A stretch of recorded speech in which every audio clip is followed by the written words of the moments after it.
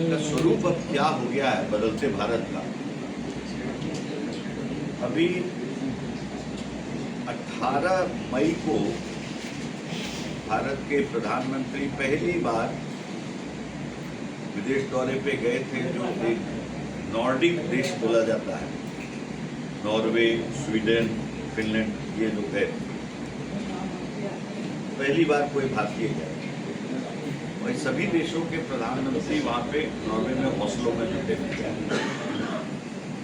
और एक बहुत बड़ा चिंतक नॉर्वे के अखबार में लिखे, उनके आने के 1-2 दिन पहले, उनका नाम है एरिक सोलहाइम। एरिक सोलहाइम लिखे कि 18 मई को विश्व के सबसे लोकप्रिय नेता नॉर्वे आए और उनका स्वागत करेंगे जो वहाँ के राजा थे, किंग हराड। वो आ रहे हैं अपने देश का बिजनेस और व्यापार बढ़ाने के लिए और नॉर्डिक देशों के प्रधानमंत्रियों के साथ बैठक करते हैं। और ये लिखते हैं कि मेरा सुझाव है नॉर्डिक देश के प्रधानमंत्रियों को कि नरेंद्र मोदी जी को उनको ध्यान से सुनना चाहिए। ये उनका सुझाव, क्योंकि उनका कहना है, आधार जो है कहे कि नॉर्डिक के प्रधानमंत्री कोई भी हो, अगर उसका देश के अंदर में अप्रूवल रेटिंग 30% होता है जो चरम है, तो मोदी जी का 70% रहता है। और ये कहीं भी किसी नेता के साथ देश दुनिया में कहीं भी ऐसा नहीं हुआ। और 1 से 2 बार प्रधानमंत्री बनना तो बहुत ही मुश्किल चीज़ है। और जो व्यक्ति 3 बार बना है, आज भी अगर चुनाव हो तो ऐसी स्थिति बन रही है उस देश में कि 4थी बार भी मोदी जी ही बनेंगे। ये हम लोग का नहीं कहना है, ये एरिक सोलहाइम जो है एक आलेख लिखा कि वर्ल्ड्स मोस्ट पॉपुलर, उस पर उन्होंने जिक्र किया आने के पहले। और उनका सफलता का कारण दिया कि सफलता का 3 कारण वो चिन्हित। एक तो तेज रफ्तार से आर्थिक विकास भारत में, एक आइडियोलॉजी जो जीत रही है, विश्व का सबसे सुदृढ़ और मजबूत राजनीतिक दल, और अंत में कहा कि उनके अपना जीवन। विश्व के जितने नेता होते हैं वो मिडिल क्लास या हायर मिडिल क्लास आबादी से आते हैं। एक मोदी जी ही ऐसा है जो समाज के अंतिम तबका का एक व्यक्ति है, जो अपने आप को सीखा और व्यवस्थित किया, और उसके चलते आज इस मुकाम पे यहाँ पहुँचा है और भारत प्रगति कर रहा है। और उसकी तुलना किए नॉर्वे के पूर्व प्रधानमंत्री थे, जिसको माना जाता है कि आधुनिक नॉर्वे के वही निर्माता थे, आइनार करके। उनको नाम दिया कि इंडियन आइनार।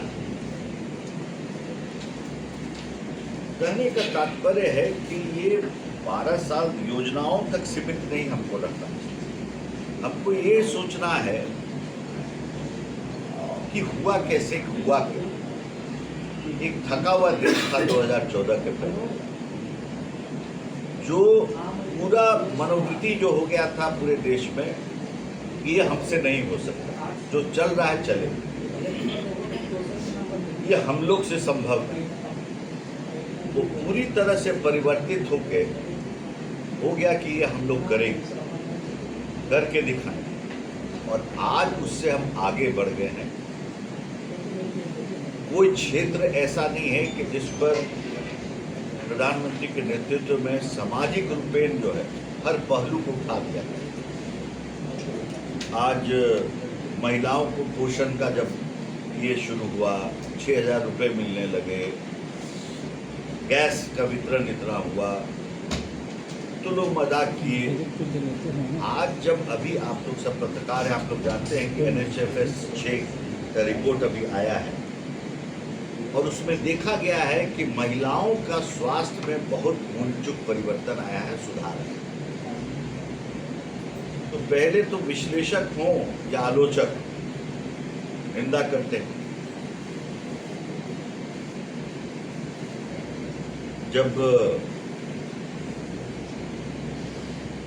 आत्मनिर्भरता की बात हुई तो लोग हंसे कि हमारे विपक्षी ये आत्मनिर्भर क्या बोलते हैं। और आज ये स्थिति हो गई है कि लाखों स्टार्टअप्स इस देश में हो गए, वही नौजवान। और 6 दिन पहले भारत का रक्षा मंत्रालय बेंगलोर की एक निजी कंपनी से 450 करोड़ का डिफेंस का इक्विपमेंट ले रहा है, निजी कंपनी, कोई विदेश से नहीं, स्टार्टअप्स। आप जान के औचक रहेंगे कि ऑपरेशन सिंदूर इतना बड़ा हुआ है और उसका जो पूरा डिफेंस सिस्टम था, दिल्ली के साथ साथ बेंगलोर में जो स्टार्टअप थे वो भी पूरा मॉनिटर कर रहे थे, आकाश का सिस्टम। तो ये देश बहुत तेजी से आगे बढ़ रहा है। जो परिकल्पना है 2047 की, उसका एक बहुत बड़ा नींव रखा है और समाज के हर पहलू, वैश्विक प्रतिष्ठा बहुत बड़ी। लोग कहते थे मोदी जी रहे सहे विदेश चले जाते।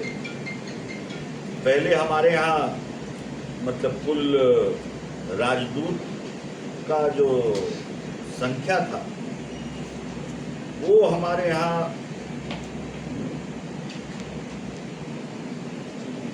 जो सीमित था, अब उसके अलावा 39 नए दूतावास हुए। और ये सब का परिणाम क्या हुआ कि 70 लाख करोड़ से ज्यादा का विदेशी निवेश हुआ है भारत में, जो भूतपूर्व भविष्य रहा, FDI जिसको कहते हैं। 9 देशों से फ्री ट्रेड एग्रीमेंट हो गया, जो पहले हुआ नहीं। वैश्विक संकट में भी भारत बहुत मजबूती से निकलते जा रहा है। विश्व का सबसे तेज दर से बढ़ने वाला देश है, जो 7.7% हमारा ग्रोथ था। आज खाड़ी युद्ध का बहुत बड़ा संकट आया है, पूरे दुनिया में आ गया, हम पर भी असर।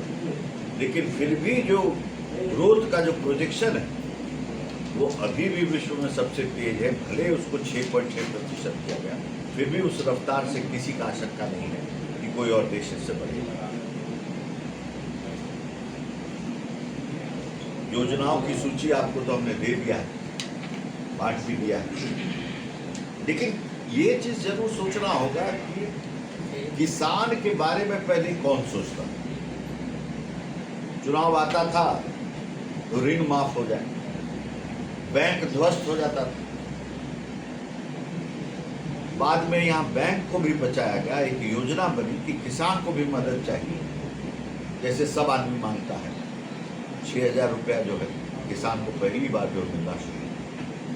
जो बड़े किसान है उसको 6,000 रुपये से नहीं फर्क पड़ेगा, लेकिन जो बहुत छोटा है, जिसका इस साल का पैदावार का बिकवाली भी नहीं हुआ है, और लेकिन अगले की तैयारी के लिए चूंकि रकम अभी नहीं आया है, बिकवाली नहीं हुआ है, बयाना करके फिर से अपने आप को जिंदा कर लेता है अगले साल।